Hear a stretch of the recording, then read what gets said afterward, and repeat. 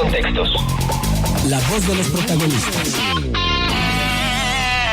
Con nosotros está ya Leonor Gómez Barreiro, coordinadora estatal en Coahuila de México Infórmate. Con ella platicamos del tema y el abordaje que hace México Infórmate de esto que bueno, sin duda alguna es una arista, es una parte muy importante de lo que supone pues la corrupción que campea por nuestro país, que desgraciadamente ha sido señalada una y otra vez como pues un factor que ha obstaculizado nuestro crecimiento económico, pero también nuestro crecimiento democrático, ¿no? Leonor, bienvenida, buenos días, gracias por estar. ¿Qué tal? No, pues muchas gracias a ustedes por la invitación, Marcela, Diana, y sí, efectivamente el tema de las licitaciones está siendo el tema a nivel nacional. Porque bueno, finalmente ahí quedan muchísimos vacíos, lugares donde definitivamente, aunque las leyes vienen, como siempre lo hemos dicho, como leyes de avanzada, el gran reto está siendo la implementación de estas leyes. Y también hay huecos donde nosotros no podemos llegar, o sea, donde el ciudadano, ni siquiera especialistas o investigadores en la materia pueden llegar. Y pues bueno, todo esto viene a colación precisamente por el tema de las obras, ¿no? A modo que otorgó el gobierno de Enrique Peña Nieto, y donde prácticamente era pues yo diseño como el producto y entonces la licitación solamente licita una sola empresa con un producto que cumple todas las características de lo que se desea comprar, ¿no? Porque luego siempre pensamos en las licitaciones en función de la obra pública, de la construcción, y no necesariamente, digo, el gobierno va necesitando muchísimos otro tipo de productos. Por ejemplo, esta licitación de la que platicábamos, que fue una licitación, dicen, a modo, donde hay 3 empresarios también de una trayectoria importante dentro del Estado de México, y entonces ahí ya empiezas a ver el vínculo, pues de dónde es originario el presidente, y empiezas a leer los apellidos de los participantes de esta licitación, y sabes también las relaciones que ha habido con el poder. Entonces, ¿cómo tan de manera particular cumplir con todas las especificaciones? Es como si la licitación, las condiciones de la licitación hubieran sido diseñadas ex profeso de acuerdo a ese producto. Sí. Estamos hablando de desayunos escolares, ¿no? Sí, y nada más faltaba que, de verdad, no, o sea, que el empaque dijera, diséñame un empaque color verde y sobre eso yo te voy a comprar el producto, ¿no? Entonces, sí es un problema, hay muchos huecos, por ejemplo, sí hay investigación de sociedad civil en torno al tema de las licitaciones, pero específicamente sobre obra pública, que es ahí donde también se están quedando muchísimos vacíos, y con respecto a otro tipo de servicios, pues también llama mucho la atención que tengamos procesos de licitaciones donde deberían de concursar más empresas y solamente tienes concursando una sola empresa, ¿no? Entonces, ahí, por supuesto que ya esto adquiere el mote de una licitación a modo, y sobre todo en tiempos donde finalmente, aunque digan que no estamos en tiempos electorales, por supuesto que los enjuagues y los acuerdos políticos están comenzando desde estas fechas, ¿no? Leonor, buenos días. Hay un tema desde hace ya años que tiene que ver precisamente con la Ley General de Adquisiciones y la posibilidad de ser fiscalizada. Entonces, yo recuerdo este debate que se dio de forma muy puntual al inicio del sexenio actual respecto al órgano. En su momento se dijo sería probablemente la Secretaría de la Función Pública, no tampoco se definió si habría otro órgano con cierto nivel de autonomía, luego el tema de la autonomía en las dependencias fiscalizadoras me parece que es el acento.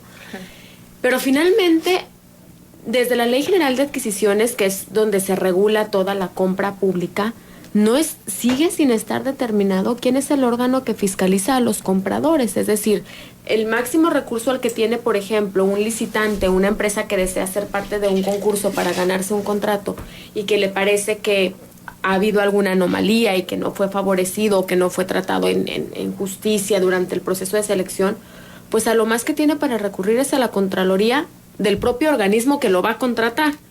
Entonces, finalmente, hay un gran vacío, una gran debilidad respecto a quién vigila a los compradores.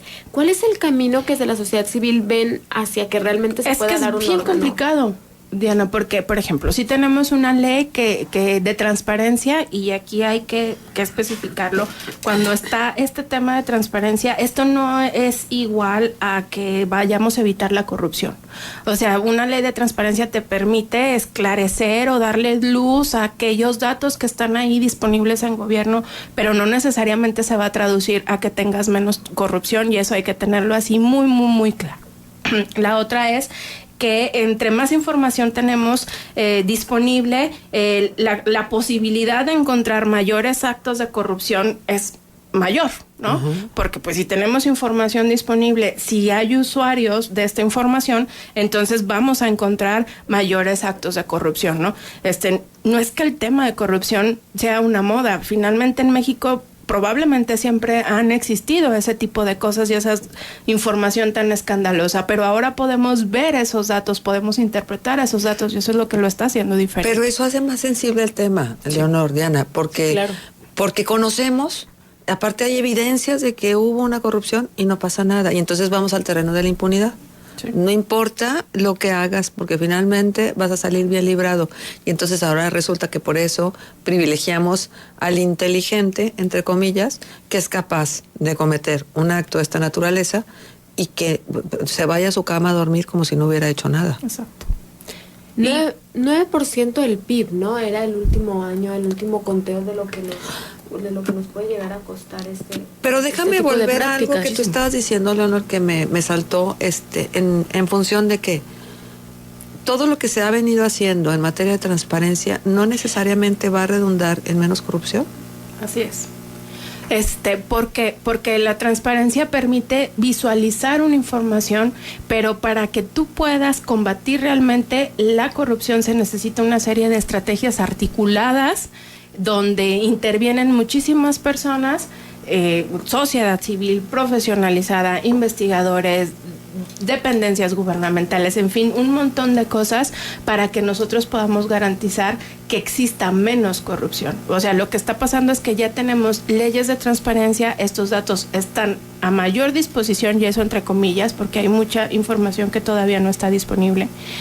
Y entonces lo que ocurre es que esto está permitiendo el análisis de esa información, la detección de la famosa línea del dinero. Finalmente la investigación que hace Conectas, donde se deja a la luz pública el tema de esta licitación a modo por parte del gobierno federal, pues fue un trabajo de mucho tiempo utilizando la herramienta disponible para responder la pregunta de Diana, que es Compranet, ¿no? En Compranet se supone que es el sistema que nos permite regular, ver, simplificar, transparentar, modernizar y establecer un adecuado proceso de contratación de los servicios. Entonces, en Compranet tenemos una plataforma que no cualquiera tampoco puede interpretar, ¿no? Ajá. Ahora, en cada trienio, en cada sexenio, por ejemplo, hablando de las licitaciones en materia de infraestructura y de obra pública, hay constructores consentidos. En materia, decíamos hace un momento, en función del gasto del gobierno, ahora que se ha revelado el pago de los proveedores de los 2.500 millones de pesos, que ya empezamos a conocer las listas, que bueno, había servicios médicos y había también gastos de publicidad. Hay publicistas consentidos, ¿sí? Que durante el ejercicio de un gobierno pues hacen el negocio de su vida. Y es que hay un proceso clave que no se ha podido transparentar, que es la práctica lobby, ¿no? La práctica de yo me reúno con tal servidor público para llegar a acuerdos conforme a las bases de licitación, que es lo que dejó en evidencia esta investigación. O sea, es decir, es como un poco ilógico que tú te encuentres a una empresa que solamente sea esa empresa la que licita el proyecto y que cumpla las características al pie de la letra, ¿no? Sin haber una convocatoria de por medio. Entonces, esta práctica es muy recurrente en todos los gobiernos, de todos los niveles, de todos los colores, porque hay una práctica que es el lobby que no está regulada. Es decir, todo ese acuerdo que yo empiezo a tener, esa relación inicial que comienzo a tener con el proveedor del servicio para permitir que se hagan licitaciones a modo. Oye, pero es que hemos llegado a tal grado en México que muchos de los funcionarios, diputados y senadores están metidos en empresas de cabildeo. Sí, son lobistas. Son lobistas. Profesionales. ¿No? O de ahí continúa su trayectoria, ¿no? O sea, es decir, ¿cuántas veces no hemos visto a un servidor público que curiosamente, después de terminar su tiempo de gestión, se dedica a tener empresas en el ramo de la construcción o de otro tipo, ¿no? ¿Por qué? Porque tienes tú los acuerdos, los conectes. Pero es que ni siquiera terminan sus gestiones, Leonor. Bueno, también lo hacen. Y además también con esta, pues no sé si cinismo, que piensen que los ciudadanos somos ingenuos, que no sepamos que existen las figuras de los prestanombres, que no necesariamente tienen consanguinidad y que entonces así se han hecho pues muchos negocios, muchísimos negocios para ocultar realmente de quién es el negocio mismo. Sigue habiendo un vacío en términos de control, por ejemplo, de los procesos con los que concursas ciertos contratos respecto a los servicios especializados, a la consultoría, lo que tiene que ver con servicios personales. Porque finalmente la obra pública ha entrado como en ese ramo, digamos, de lo más auditable. Por lo menos en términos de contratación de obra pública, en Compranet podemos ver desde las prebases de los concursos, las bases, quienes se postulan, quienes compran las bases, las minutas de las juntas de aclaraciones. Ojo, que también porque podemos saber eso, hoy sabemos lo que sabemos, que hay licitaciones a modo, pero estoy de acuerdo contigo decir, bueno, pero por lo menos lo sabemos, ¿no? Pero hay otro tipo de contratos que tiene que ver con un asunto de conocimiento profesional, con un tema creativo, con un tema de consultoría muy específica, que no se concursa, pues. No.